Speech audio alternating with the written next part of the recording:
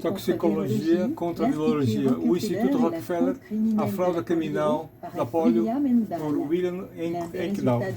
Um dos resultados pretendidos do novo coronavírus, que emergiu publicamente em 2019, é uma especialização medical da virologia que foi elevada a uma estatura divina pelos meios de comunicação. Poucas pessoas compreendem a origem da virologia e sua elevação a um papel de primeiro plano na prática médica de nossos dias.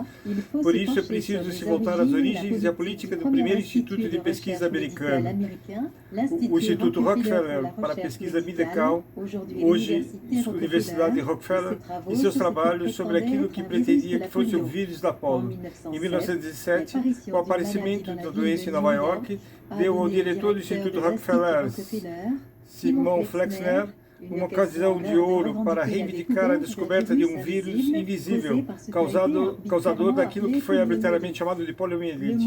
A palavra poliomielite significa simplesmente inflamação da matéria cinza da medula espinhal. Nesse ano, cerca de 2.500 nova-iorquinos, na maioria crianças, foram designados como padecendo de uma forma de polio, podendo ir até a paralisia ou mesmo a morte. A fraude de Flexner. O aspecto mais chocante da saga da polio nos Estados Unidos, durante a primeira metade do século XX, é o fato de que cada fase do processo é controlada por pessoas ligadas àquilo que se tornou a cabala medical Rockefeller. Essa fraude começou por declaração do Instituto Rockefeller, Simon Flexner, segundo a qual ele e seu colega Paul Lewis teriam isolado o agente patogênico invisível ao olho nu, ainda menor que a bactéria, segundo eles, a origem da doença paralisante de uma série de epidemias nos Estados Unidos. Como chegaram a essa ideia? Num artigo publicado em 1919 no Jornal da Associação de Medicina Americana, Flexner afirma que ele e Lewis isolaram o vírus da polio.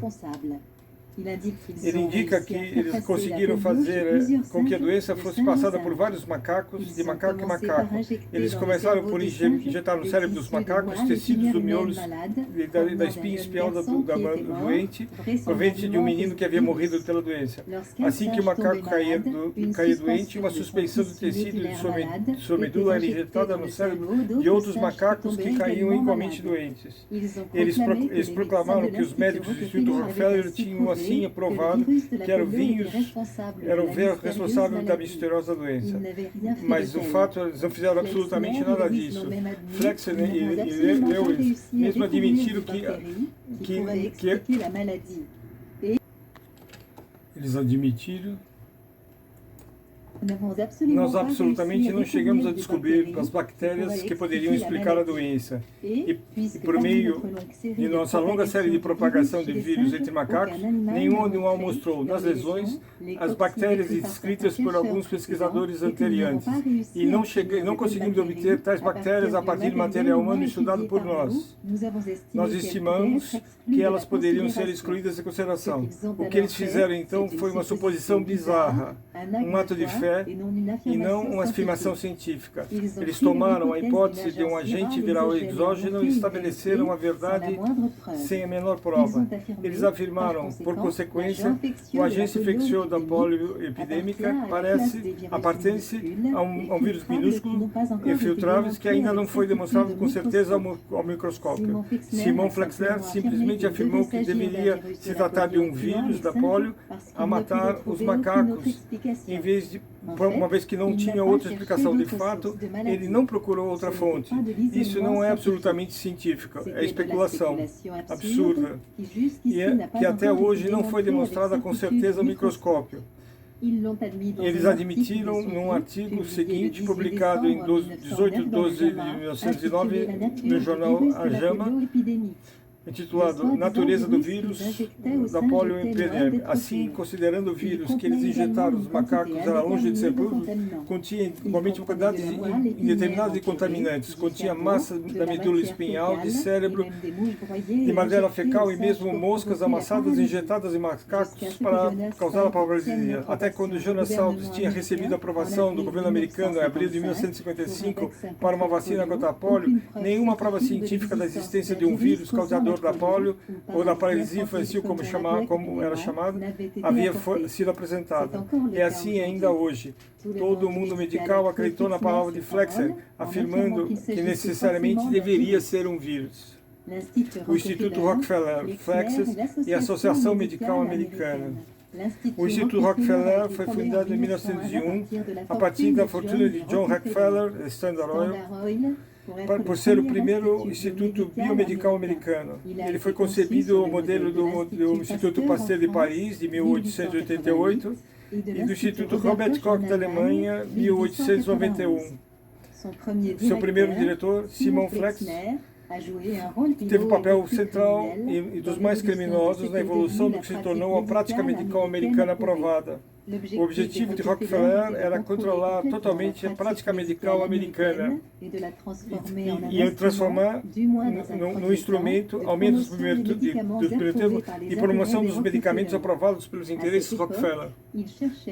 Nesse tempo, eles procuravam monopolizar os medicamentos derivados do petróleo, como tinham feito com o petróleo. Quando o diretor do Instituto Rockefeller, Simon Flexner, publicava seus estudos pouco conclusivos, mas muito apreciados sobre a polio, ele fez com que seu irmão, Abraham Flexner, um professor sem formação medical, dirigisse um estudo conjunto com a Associação Medical Americana, do Conselho de Ensino Geral de Rockefeller e da Fundação Carnegie, fundada por Andrew Carnegie, amigo íntimo de Rockefeller. O estudo de 1910, intitulado Relatório Flexner, tinha por objetivo aparente examinar a qualidade de todas as escolas de medicina americanas. O resultado do relatório já era predeterminado. As ligações entre o rico Instituto Rockefeller e a Associação Medical Americana passavam pelo chefe corrompido dessa associação, Simon Simmons. Simmons era igualmente redator-chefe da influente jornal da AMA, uma publicação distribuída a cerca de 80 mil médicos americanos. Ele teria exercido um poder absoluto sobre a Associação dos Médicos. Ele controlava o aumento dos rendimentos publicitários das empresas farmacêuticas para a promoção de seus medicamentos para os médicos que recebiam o jornal, uma atividade muito lucrativa. Ele foi elemento-chave do golpe de Estado medical dos Rockefeller, que redefiniram completamente as práticas médicas aceitáveis, abandonando os tratamentos corretivos ou preventivos em benefício da administração de medicamentos frequentemente mortais e de intervenções cirúrgicas custosas. Enquanto diretor da AMA, Simon se deu conta da concorrência da proliferação de escolas de medicina, notoriamente a quiropatia, a osteopatia, a homeopatia, a medicina natural, então reconhecidas, diminuiu o lucro de seus médicos. O número de escolas então passou de 90 em 1980 para 150 em 1903. Abraham Flexner, antigo diretor de uma escola privada, fez o tour das escolas americanas de medicina em 1909 e recomendou o fechamento da metade das 165 escolas de medicina que ele definia de qualidade inferior. Isso reduzia a concorrência de outras abordagens de tratamento da doença. Eles focaram sem dó as escolas de medicinas naturopatas, as escolas de quiropatia, as osteopatas, assim como as escolas alopáticas independentes que não queriam reduzir ao regime da Associação Americana. O dinheiro de Rockefeller foi para as escolas selecionadas sob a condição de que os professores fossem aprovados pelo Instituto Rockefeller e que os programas de estudo sejam baseados nos medicamentos da cirurgia enquanto tratamento, e não sobre a prevenção, a nutrição, a toxicologia, entanto que causas da possível. Eles deveriam aceitar a teoria dos germes do Pasteur, que reivindica o reducimento de um germe, uma doença. Os meios de comunicação controlados por Rockefeller lançaram uma caça às bruxas, condenando contra todas as formas de medicina alternativa, dos médicos à mágica de plantas naturais, vitaminas naturais, a quiropatia, tudo que não era comprado pelos medicamentos patenteados por Rockefeller. Em 1919, o Conselho Geral de Rockefeller e a Fundação Rockefeller versaram $5 milhões às escolas de medicina Johns Hopkins e Yale, Universidade de Washington e São Luís. Em 1919, John D. Rockefeller aceitou um novo montante de $20 milhões em títulos pelo avanço da educação medical nos Estados Unidos, algo como 340 milhões de dólares de hoje. Uma soma enorme. Em suma, os resultados, os interesses financeiros do Rockefeller tomaram o controle do ensinamento da pesquisa médica.